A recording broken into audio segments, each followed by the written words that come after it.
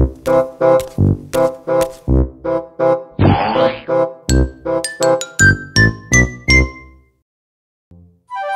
PDKT dengan wanita hijabers. Oke, welcome back guys, welcome back. Ketemu lagi dengan gue Sky Sitorus, jangan pernah bosan. Gue mau ngasih tahu sama lu ya, kalau beberapa mantan gue adalah anak pesantren. Karena gue juga dulu anak pesantren, jadi alhamdulillah beberapa mantan gue anak pesantren. Gue mau ngasih lu semua tips bagaimana caranya berkenalan dengan cewek-cewek muslimah atau cewek-cewek yang berhijab.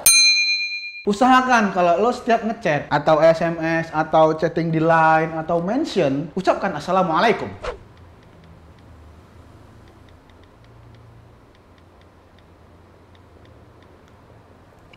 Tapi jangan ditambahin ya ahlil kubur. Nanti lo digampar. Ucapkan assalamualaikum, pasti dia menjawab dengan manis. Waalaikumsalam.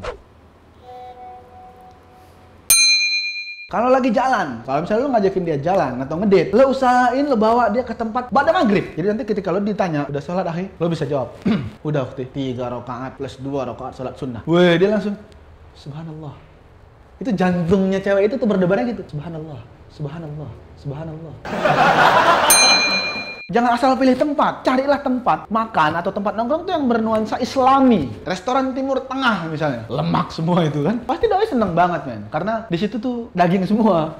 Banyak lemak yang mungkin dia merasa bahwa dia tidak dibatasi sebagai seorang perempuan. Karena perempuan begitu diajak ke tempat makan yang bisa makan banyak atau bisa makan ugal-ugalan, itu perempuan merasa senang karena merasa tidak dibatasi sebagai perempuan. Saat lagi ngedate selalu usahakan menu yang berbau islami seperti pai korma dengan minuman mocktail air zam-zam. Subhanallah.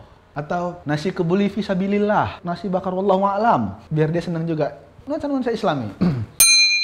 Usahakan lo selalu ngobrolin hal-hal yang sekiranya membuat doi terpukau. Ngobrol tentang syariah. Kalau enggak, lo ajakin dia ngobrol tentang jarah 25 Rasul. Seneng gak sih dengar cerita-cerita tentang 25 Rasul gitu? Dia anda dari di antara 25 nabi itu, Anda suka kisah nabi yang mana?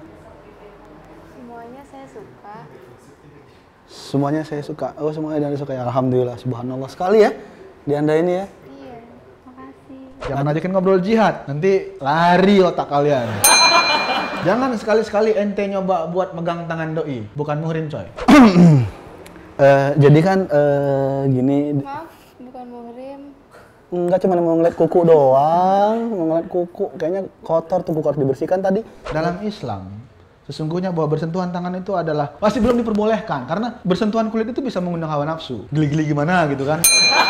Cobalah sekali-sekali lo gombalin dengan ayat-ayat suci Al-Quran. Itu apa artinya bang? Udah pokoknya adek diam aja.